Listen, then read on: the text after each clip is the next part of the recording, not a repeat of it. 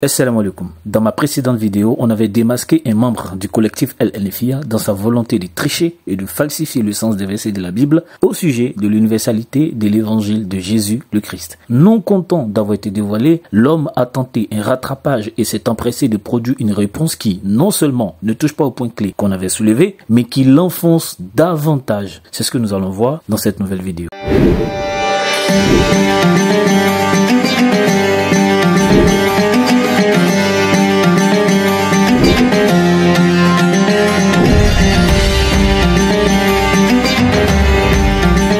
Au chapitre 18, le verset 13 du livre des Proverbes, le roi Salomon donne ce conseil plein de sagesse. Celui qui répond avant d'avoir écouté fait un acte de folie et s'attire la confusion. Alors pour ne pas céder à la folie et à la confusion, écoutons attentivement Ismaël Al-Hanifi dans sa vidéo réponse. Il y a un chrétien qui a essayé de faire une vidéo réponse contre le collectif Al-Hanifiyya pour prouver que Jésus est le sauveur de l'humanité. Ce que tu mentionnes pas dans ta vidéo, c'est que Jésus, que la paix divine soit sur lui, n'a jamais prêché la parole de l'évangile à un seul non-juif. Dans les évangiles, ça n'existe nulle part. Dans la Bible, ça n'existe pas. Ce que tu passes également sous silence, si on veut raisonner comme toi, c'est que dans les récits des évangiles et même dans toute la Bible, Jésus n'a jamais prêché la parole de l'évangile à un seul essénien. On le voit plusieurs fois discuter avec les pharisiens et les sadducéens, mais jamais avec les esséniens. Pour rappel aux auditeurs, comme l'a rapporté l'historien juif Flavius Joseph, les juifs avaient depuis une époque très reculée 3 sectes philosophiques interprétant leurs coutumes nationales: les esséniens, les sadducéens et enfin ceux qu'on nommait pharisiens. Si donc Jésus ne prêche pas l'évangile à un seul essénien, la conclusion qu'on en tire, suivant ton raisonnement Ismaël, c'est que Jésus n'est pas venu pour tous les juifs ou pour tous les israélites, mais uniquement pour une partie d'entre eux. Pareillement, on ne voit pas Jésus prêcher l'évangile à un seul juif helléniste comme Philon d'Alexandrie, qui était pourtant l'un de ses contemporains et un personnage très influent dans la communauté juive de la capitale égyptienne. Donc, selon ton postulat de base, on arrive à la conclusion selon laquelle Jésus n'est pas venu pour les juifs d'Alexandrie. Et c'est sans compter les autres de la diaspora juive. Tu vois Ismaël, ton raisonnement sur ce point, il est très léger. Donc en fait, si tu veux, si tu avais vécu au temps de Jésus, que la paix divine soit sur lui, et ben en fait, il t'aurait pas prêché la parole de l'évangile. C'est-à-dire qu'en fait, tu te retrouves un petit peu dans la même situation que la femme cananéenne, qui a fait des pieds et des mains, qui a supplié, qui a crié pour que Jésus daigne et lui accorder de l'importance et de la considération.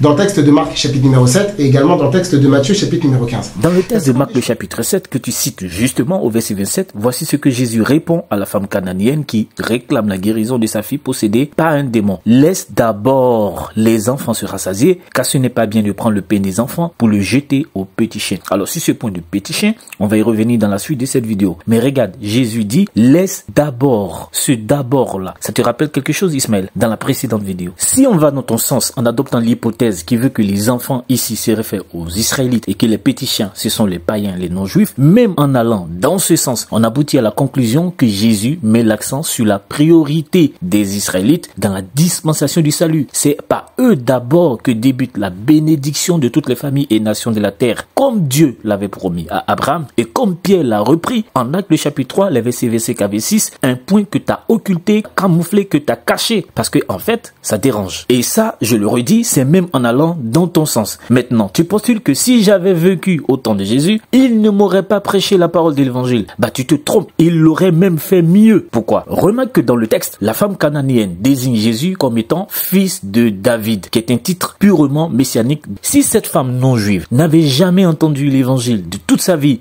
ou encore si elle n'avait aucune acquaintance avec l'espérance juive, comment aurait-elle su que Jésus est le fils de David, donc le Messie? Par ailleurs, tu tentes de faire le chou gras sur le fait qu'elle ait eu à crier et à insister avant que Jésus ne lui accorde ce qu'elle a demandé en Matthieu le chapitre 15, les versets 21 à 28. Mais t'as oublié que 6 chapitres avant, c'est-à-dire en Matthieu le chapitre 9, les versets 27 à 29, on a le même cas de figure avec 2 aveugles qui, eux, étaient des juifs. Ces derniers se sont démêlés et ils suivaient Jésus avec des cris, en le désignant également par le titre messianique, fils de David. Que leur répond Jésus? Rien, nothing. Le verset 28. Quand il fut rentré, c'est-à-dire Jésus, quand il fut rentré dans la maison, les aveugles s'avançaient vers lui et Jésus leur dit, « Croyez-vous que je puis faire cela ?»« Oui, Seigneur. » lui disent-ils. Alors il le toucha les yeux en disant, « Qu'il vous advienne selon votre foi. » Donc, si on suit ta logique, Jésus n'a pas prêché l'évangile à ces 2 aveugles qui ont fait mains et pieds, malgré leur cécité, pour le poursuivre jusque chez lui et crier à lui avant qu'il ne leur accorde ce qu'il leur demande. Et tout comme à la femme cananéenne, il a donné la guérison selon leur foi. Et tu es sans ignorer que dans tous les évangiles, les seules personnes que le fils de David a admirées pour leur grande foi, elles n'étaient pas juives. En Matthieu le chapitre 8, le verset 10 et en Matthieu le chapitre 15, le verset 28. Là encore, ton argument, il tombe à l'eau. La seconde des choses, tu vas être très astucieux lorsque tu vas mentionner après la résurrection. Donc en fait, ici, tu es obligé de mentionner que Jésus aurait ordonné à ses apôtres de prêcher aux non-juifs après la supposée résurrection, sous-entendu qu'avant, il ne l'a pas fait. Il n'y a rien d'astucieux ici, tonton, puisque les recommandations données par Jésus en Matthieu 28, le verset 19 et en Actes le chapitre 1, le verset 8, se situent après sa résurrection. Il te suffisait de lire les versets qui précèdent les deux références pour t'en rendre compte. Maintenant, sur cette question de après la résurrection de Jésus, voici. Selon notre zélateur musulman lui-même, lorsque Jésus a ordonné à ses disciples d'aller faire des disciples dans toutes les nations en Matthieu 28, le verset 19, cela concernait les juifs de la diaspora. Qu'est-ce que ça veut dire maintenant quand Jésus dit aller dans toutes les nations? Ce qu'il faut savoir, c'est qu'en fait, à l'époque de Jésus, les Juifs, en fait, ils étaient éparpillés partout dans le monde. Mais en fait, c'est quelque chose qui est orienté uniquement vers les enfants d'Israël, qui étaient justement dans ce qu'on appelle la diaspora juive, d'accord? Ceux qui étaient éparpillés, dispersés partout dans le monde. Ismaël peut-il nous dire, durant le ministère terrestre de Jésus dans les 4 évangiles, donc avant sa résurrection, en laquelle il ne croit pas, puisqu'il croit en un faux semblant crucifié qui n'a jamais existé, à quel moment les disciples sont-ils allés dans les différentes nations, comme par exemple en Égypte, pour prêcher uniquement aux Juifs? Bien évidemment, parce que Jésus, du temps de son ministère terrestre, il a interdit à ses apôtres de prêcher la parole de l'évangile aux non-juifs. Tu fais ici allusion à Matthieu chapitre 10, les versets 5 à 6, sur lesquels on t'a déjà répondu. Ce qui est marrant, c'est que non seulement tu évites le verset 18 du même chapitre où Jésus annonce que ses disciples allaient témoigner de lui aux non-juifs, mais en plus, concernant l'interdiction d'aller chez les Samaritains, on voit Jésus lui-même et ses disciples chez les Samaritains en Jean le chapitre 4, comme on l'a indiqué dans la vidéo précédente. Et sur ce point, tu essaies d'user de malice en disant « Oh non, le cas des Samaritains, c'est différent parce qu'ils étaient une population mélangée. » Le fait de venir avec le texte de Jean 4, mais avec Jean 4, tu vas prouver quoi? Le salut des nations? Mais la femme samaritaine, c'est qui? Les Samaritains avec lesquels Jésus, que la paix divine soit sur lui, est resté un petit peu, c'est qui ces gens-là? Donne-nous l'identité de ces personnes-là. Donne-nous l'identité de ces personnes-là. Parce qu'en fait, toi, en réalité, tu essaies de noyer, tu essaies de confondre les gens. Parce que tu sais très bien que les Samaritains, c'est une population qui est mélangée. C'est une population qui est mélangée. Ah tiens, donc les païens, ils ne sont pas en fait des populations mélangées. Quand Jésus a interdit à ses disciples d'aller chez les Samaritains, a-t-il donné à ces derniers une identité de ces personnes-là, leur précisant chez quels Samaritains aller et chez quel Samaritain n'est pas allé? Non, il a dit n'allez pas chez les Samaritains. Donc la ruse herméneutique que tu essaies d'appliquer ici, ça ne peut pas prospérer. Le fait que tu viennes en mentionnant le texte de Acte 10, ça prouve que tu as une carence absolue dans le texte biblique. Peut-être qu'il a un peu honte de l'assumer, mais c'est lui, Ismaël, qui a mentionné Acte 10, 42 en coupant le verset. Et c'est ce que Pierre il va dire justement dans le texte de Acte des Apôtres, chapitre 10, verset 42, lorsqu'il dit « Et Jésus nous a ordonné de prêcher au peuple ». Il déclare que Jésus a ordonné à ses apôtres d'aller prêcher au peuple uniquement. Et comme on l'a démasqué sur le coup, il va maintenant faire une projection sur moi et délaisser le verset 42 pour s'accrocher, tenez-vous bien, au verset 28. Parce que dans le texte de Actes des Apôtres 10, 28, Pierre il dit « Je ne pouvais pas venir, car vous savez qu'il est défendu à un juif de se mêler à un non-juif ou bien d'entrer chez lui. » Et ça, c'est après l'élévation de Jésus, que la paix divine soit sur lui. Et c'est justement après, n'est-ce pas, l'ordre de, on va dire, la précision de Actes des Apôtres, chapitre 1, verset numéro 8, à comprendre avec Actes des Apôtres 8, sur lequel je t'attends de pied ferme.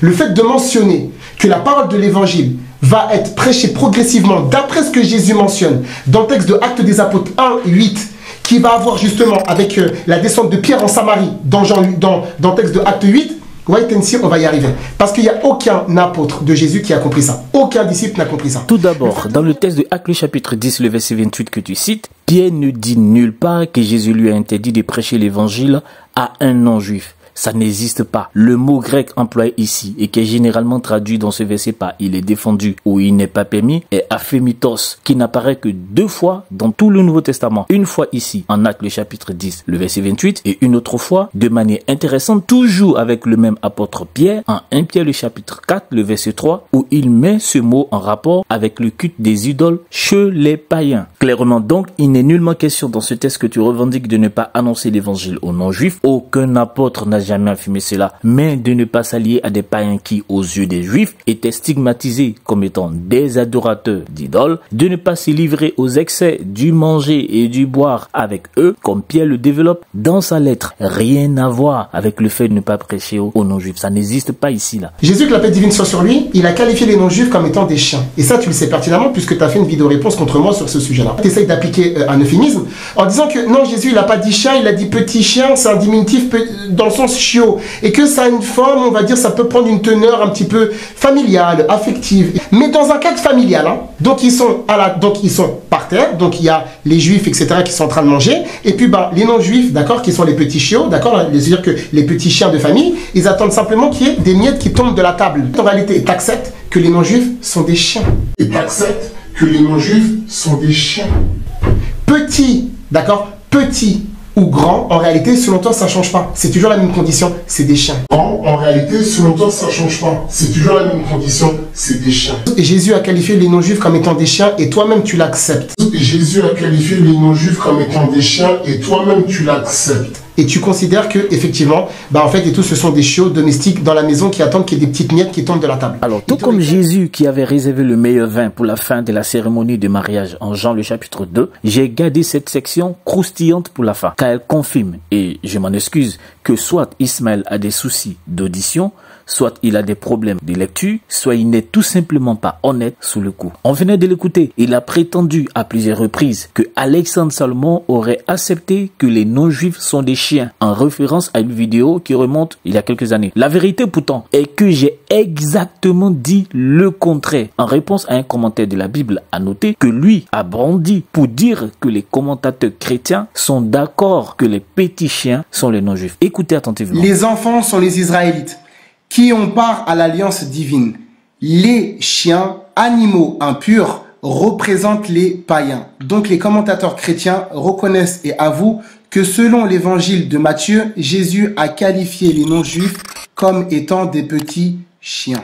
Non seulement j'ai montré que Jésus n'assimile nullement l'expression petit chien à la femme cananéenne, encore moins aux non-juifs, mais pour aider Ismaël à sortir de cette illusion, je l'avais même renvoyé à un article que j'avais rédigé en 2018 et que j'avais mis en ligne sur l'un de mes blogs à l'époque. L'article s'intitule Jésus et la femme cananéenne, qui sont les petits chiens. Et on peut voir à la page 25 que le propagandiste musulman n'a pas lu du tout ce que j'ai écrit. L'expression ainsi imagée petit chien ou chiot a une couleur de neutralité et ne cible pas les païens, encore moins les juifs. Elle met plutôt l'accent sur la réalité domestique de la femme et sur la primauté de la mission de Jésus envers les Brit âmes, peuple de l'Alliance, qui devaient être spirituellement nourris avant toutes les autres nations, selon la promesse divine faite au patriarche hébreu. J'ai réitéré ce point dans ma conclusion. En conséquence de ce qui précède, il ressort clairement que l'expression proverbiale petit chien chiot dans le propos de Jésus n'évoque pas un racisme, un exclusivisme ou une insulte envers les païens. Elle pointe plutôt du doigt une réalité vécue dans le quotidien de la femme. Le problème n'était pas lié à une question de race ou de sexe, mais de foi. Comme on peut le voir, si Ismaël m'avait lu, il ne m'aurait pas attribué un aveu sorti tout droit de sa propre imagination. Par ailleurs, sur la notion de petit chien, ou comme il est dit, petit ou grand, c'est la même chose. C'est la preuve qu'il n'a pas compris mon développement. Mais Ismaël reste concentré. Lorsque j'ai dit que cette expression, qui traduit le grec kunaria, pluriel neutre de kunarion, est un diminutif employé généralement pour ajouter une nuance d'affection, de caresse ou de familiarité au mot considéré, la familiarité ici là, ce n'est pas entre les juifs à table et les païens en dessous de la table qui attendent les miettes qui vont tomber. Non, ce n'est pas ce que j'ai dit. Contrairement à une idée reçue que tu ressasses sans analyse critique, toutes les fois où Jésus emploie des paraboles ou des métaphores, c'était des exemples qui s'imbriquaient plus ou moins dans la vie quotidienne de ses auditeurs afin de leur communiquer un message. Ici là, son auditoire, ce ne sont pas des juifs, mais une syrophénicienne. Il était donc nécessaire qu'il emploie une image en laquelle cette dernière se reconnaissait. Le parcours figuratif d'une scène domestique qui se dégage de l'échange entre Jésus et la syrophénicienne montre qu'on est dans un contexte païen, car non seulement pour les juifs le chien est un animal impur, mais rien de cet échange ne laisse entendre qu'ils élevaient des chiens chez eux, quitte à les autoriser à rentrer dans leur maison, ou que les enfants à table détestaient les chiens qui venaient en dessous. Donc Ismaël, je t'invite prochainement à prendre un peu plus connaissance de la thèse que j'ai développée, plutôt que de m'attribuer ce que je n'ai pas affirmé. Si tu avais rencontré Jésus, que la paix divine soit sur lui, il aurait interdit à ses apôtres de te prêcher l'évangile. Même avant d'être élevé, il aurait toujours interdit de le faire. Rectificatif. Non seulement Jésus, il a dit aux disciples qu'ils allaient témoigner devant les gouverneurs, les rois et les païens, mais il a aussi annoncé en Matthieu le chapitre 8, le verset 11, que plusieurs personnes allaient venir de l'Orient et de l'Occident pour siéger dans le royaume des cieux avec Abraham, Isaac et Jacob, les 3 patriarches hébreux, tandis que les filles du royaume, c'est-à-dire les juifs incrédules, seraient jetés dans les ténèbres du dehors. Les disciples ont donc compris que la bénédiction de toutes les familles de la terre apportée par le Messie allait débuter avec les enfants d'Israël avant qu'elle ne parvienne aux autres nations, en commençant par Jérusalem, la Judée, la Samarie et jusqu'aux extrémités de la terre. Les faits se sont déroulés conformément à l'ordre divin. Voilà qui disqualifie les prétentions de l'islam au sujet de Mohammed et qui explique le zèle déployé pour tenter de gommer Jésus de sa place de sauveur et de rédempteur de l'humanité.